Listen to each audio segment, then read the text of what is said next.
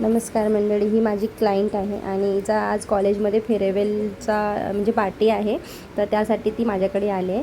तर आज आपण हिचा मेकअप करणार आहोत. तर चला बघूया. आधी मी CTMP करून घेतलेली आहे. क्लेन्झिंग, मॉइश्चरायझर, टोनर आणि प्रायमर मी अप्लाय केल्यानंतर कलर करेक्शन केलेलं आहे तिच्या स्किनच्या अकॉर्डिंग आणि नंतर मी तिच्यासाठी फाउंडेशनचा शेड बनवलेला आहे, जे की त्याच्यामध्ये मी 2 ड्रॉप आपले फेअरचे घेतले फाउंडेशनचे आणि 1 ड्रॉप मीडियम शेडचा घेतला, कारण ती फेअर आहे म्हणून.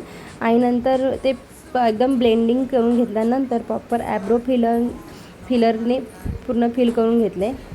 आणि आता बघा, आईस मेकअपमध्ये ना भरपूर महत्त्वाचं आहे की आपण तुमचं इन साईडला एकदम लाईट शेड असतात आणि आउट साईडला तुमचे एकदम डार्क शेड वापरू शकता तुम्ही, आणि तसाच रूल आहे ॲक्च्युली.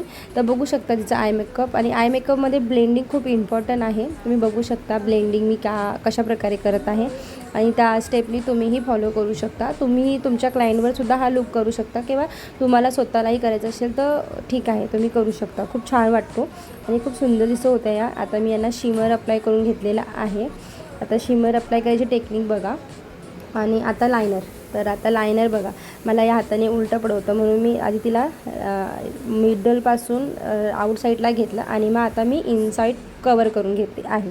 तर ही एकदम सोपी टेक्निक आहे लायनर लावायची, कारण की प्रत्येकाला एक साईड उलटी म्हणजे उलटं पडतं ना आपल्याला एक साईडने. तर तुम्ही ही ट्रिक फॉलो करून लायनर परफेक्टली अप्लाय करू शकता. बघू शकता किती परफेक्ट लागलेलं आहे तिला लायनर. आणि आता लिपस्टिकची टर्न आहे. लिपस्टिक मी तिच्या शेडनुसार मिसमॅच करून यूज केलेली आहे. तुमच्या अकॉर्डिंग, तुमच्या चॉईसनुसार तुम्ही चेंज करू शकता. ओके, आता फिक्सर अप्लाय करून घेते आहे. आणि बघू शकता माझ्या क्लायंटला कमी प्रोडक्टमध्ये किती छान बेस झालेला आहे माझा. अगदी मी जास्त. आणि हा माझा फायनल लुक तुम्हाला कसा वाटला मला कमेंटमध्ये सांगा. Thank you for watching.